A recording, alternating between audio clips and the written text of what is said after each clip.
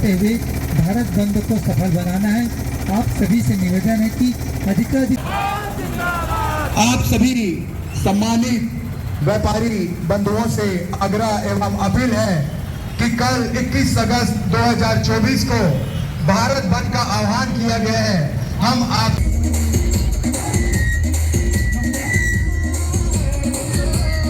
अरे दलित हक की लड़ाई है। सुप्रीम कोर्ट के 7 जजों के द्वारा आरक्षण के विरुद्ध में जो आदेश दिया गया है उसके खिलाफ पूरे देशव्यापी भारत बंद का आंदोलन 21 तारीख को किया गया।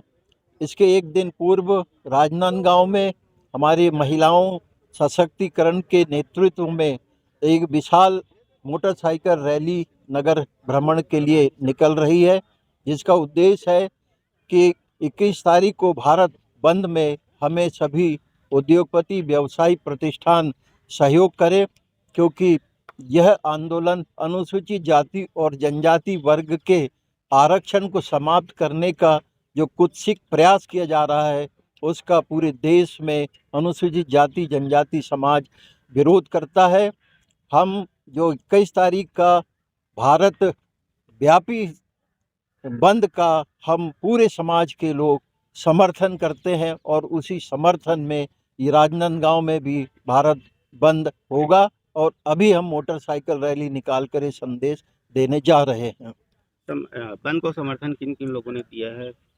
इस आंदोलन को अनुसूचित जाति जनजाति वर्गों में अनुसूचित जाति में जो हमारे रविदास समाज है, बौद्ध समाज है, कंडरा समाज है और ये रविदास समाज, बौद्ध, ये सतनामी समाज, कंडरा समाज और सर्व आदिवासी समाज, जिसमें जितने भी आदिवासी समाज के साथी हैं वो सर्व आदिवासी समाज का बैनर तले हमको समर्थन दे रहे हैं। व्यापारिक संगठन से हमारे प्रतिनिधियों ने विनम्रतापूर्वक निवेदन किया है, उनको अभ्यावेदन भी दिया कि इस भारत बंद में हमारी न्याय संगत मांगों को जो सुप्रीम कोर्ट के विरोध में है, हमारे आरक्षण को बचाने के संबंध में है, आप हमें सहयोग करें। तो हमें उम्मीद है कि उनका सहयोग हमें मिलेगा।